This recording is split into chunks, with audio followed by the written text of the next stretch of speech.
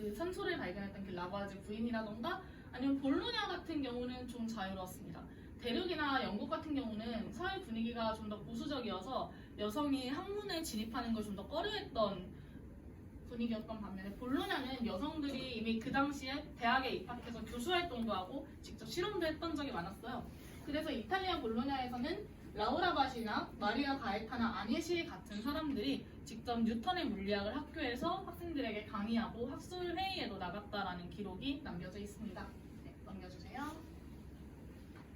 네, 지금까지는 살롱에서 여성들의 활동을 중심으로 조금 이야기를 했었다면 이번에는 대중과학 쪽에 한번 이야기를 해보려고 해요. 대중과학 같은 경우는 사실 여성들과 굉장히 관계가 깊은 게 제가 처음에 실험실에서 여성들이 쫓겨나게 되었다라고 말씀을 드렸잖아요. 그 대신에 여성들은 대중과학의 청중으로 초대받기 시작했다라고 할 수 있을 것 같습니다. 그림을 좀 블러 처리를 하기는 했는데 이쪽에 그 뒷배경에 보이는 그림 같은 경우는 영국 왕리파크에서 재현 실험을 했었던 전자기학 실험의 그림이고요. 뒤로 넘겨주세요. 대중과학에서 아무래도 가장 어떤 것을 꼽을 수 있느냐라고 한다면 과학 강연을 먼저 꼽을 수 있을 것 같은데요.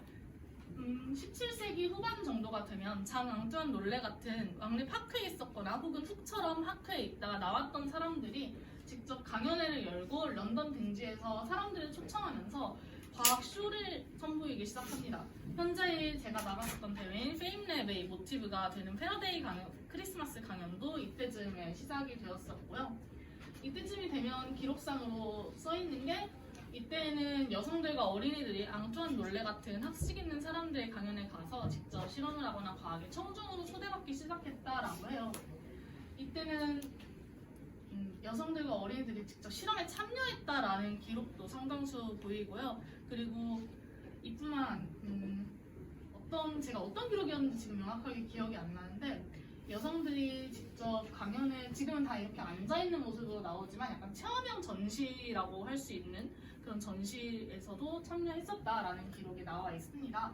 그리고 이 당시 한 20년 정도는 뉴턴의 실험을 특히 과학쇼로 보여주는 그런 강연이 되게 인기 있는 관행이었다라고 전해지고 있어요. 넘겨주세요. 네, 강연 쪽뿐만 아니라 대중과학이라고 하면 특히 강연과 함께 말할 수 있는 게 대중교양서를 좀 말해볼 수 있을 것 같은데요. 베르나르드 퐁트넬이라는 사람은요, 세계의 다수성에 관한 대화라는 책에서 어떤 식으로 설명을 했냐면, 자, 지금 여기 그림이 좀 흐린데 보시면 여기 남성 한 명, 여성 한 명이 서 있는 그림이거든요. 이 세계의 다수성에 관한 대화는 남성이 과학적인 원리를 설명해주고 여성이 그에 대해서 질문을 던지는 질의응답의 형식으로 책이 전개가 됩니다. 이렇게 남성과 여성 사이의 질의응답을 통해서 과학 지식을 설명하는 대중과학서가 퐁트넬 이후로 굉장히 유행을 타기 시작했는데요. 넘겨주세요. 프란체스코 알가로티라는 사람의 숙녀들을 위한 뉴턴주의가 이 중에서도 가장 유명한 책 중 하나입니다. 알가로티의 뉴턴주의 같은 경우는 여성들을 좀 더 타겟팅해서 냈던 책일 뿐만 아니라 뉴턴주의에 대해서 좀 더 쉽게 풀어냈던 책이라고 보통 많이 평가를 받고 있고요. 이 책 또한 알가로티의 책과 앞에 제가 말씀드렸던 책 두 권의 책을 통해서 뉴턴주의가 섬에서 발생해서 대륙으로 확산되는 데 지대한 공헌을 했다라는 기록이 남아 있습니다. 넘겨주세요. 네, 전체적으로는 과학과 여성의 관계가 어떠한지 그리고 과학 속에 있는 여성의 관계가 어떠한지에 대한 이야기가 된 것 같은데요. 사실 지금까지도 아직 과학계에서 여성이 그렇게까지 환대받고 있다라고 말하기는 조금 어려운 것 같습니다. 대신에 대중과학의 측면에서는 어떨까라고 생각을 해보면 꼭 여성들이 이렇게 배제되어 왔고 배제되어 왔다 그리고 지금도 배제되어 있다라는 말로만 끝내기에는 조금 아쉬운 점이 많을 것 같아요. 이미 이전부터 히타치아의 시대부터 고대 로마부터 여성들은 계속해서 과학에 참여하려고 했고 자연 철학에 대해서 논의를 이어왔지만 그런 면에 대해서는 좀 더 적극적인 해석이 필요하다라고 생각하는 게 제 생각이고요.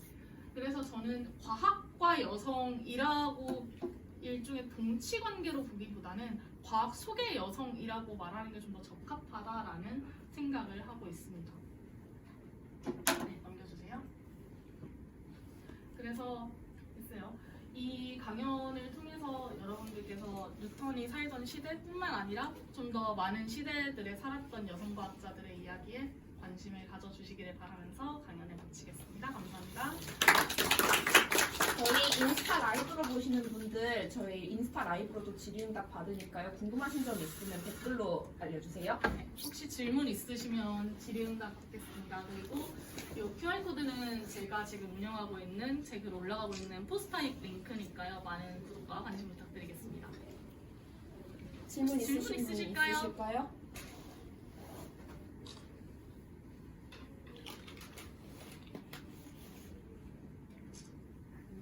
네. 과학서 여성들을 위한 유산이라는 책 같은 거 있었잖아요. 네.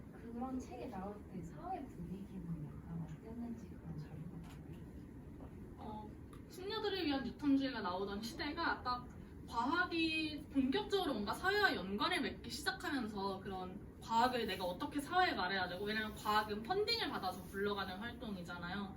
어쨌든 돈을 받아야 하기 때문에 그런 대중과학 활동이 상당히 이제 막 피어오르던 시기이기도 했고요. 계몽주의의 영향 때문에 이제 여성들도 함께 학문을 배우고 뭔가 남성들만큼은 아니더라도 일단 최소한의 지식을 갖추어야 한다라는 그런 전체적인 사회 기조가 좀 많이 지배적이었던 시대였습니다.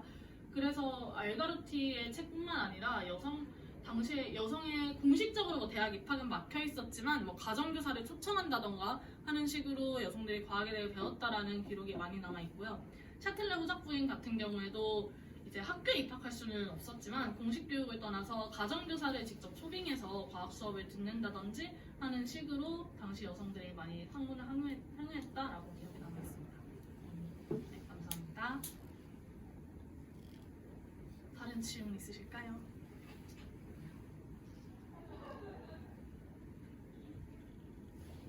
네. 과학을 하면서 과학 연구장 같은 데를 가면은 여성일 때 그 가산점을 주거나 여성 할당제처럼 약간 여성을 뽑는 그런 시스템이 있는데 그런 시스템이 필요하시다고 생각하는지 그에 대한 생각을 한번 듣고 싶습니다. 이거 일단 긴즈버그 말을 좀 먼저 인용을 하고 시작해야 될 것 같은데요. 긴즈버그 대법관에 대해서는 물론 그 사람 자체에 대해서는 여러 논란의 여지가 있습니다만은 법관 9명이 모두 남성이었을 때 우리는 아무도 이상하다고 생각하지 않았죠. 하지만 여성 대법관 모두가 여성이어야 한다라고 긴즈버그가 말했을 때는 그거 너무 과격한 거 아니야? 라는 소리를 들었습니다.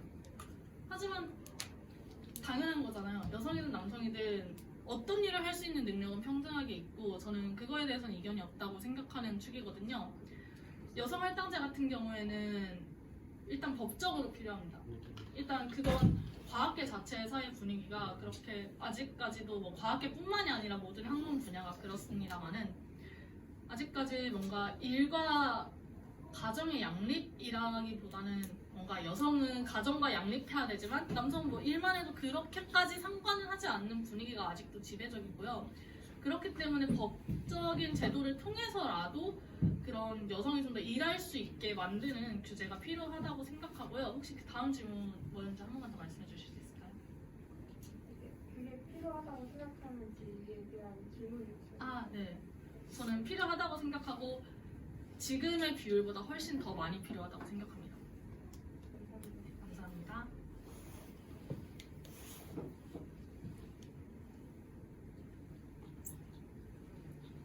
다른 질문 없으실까요?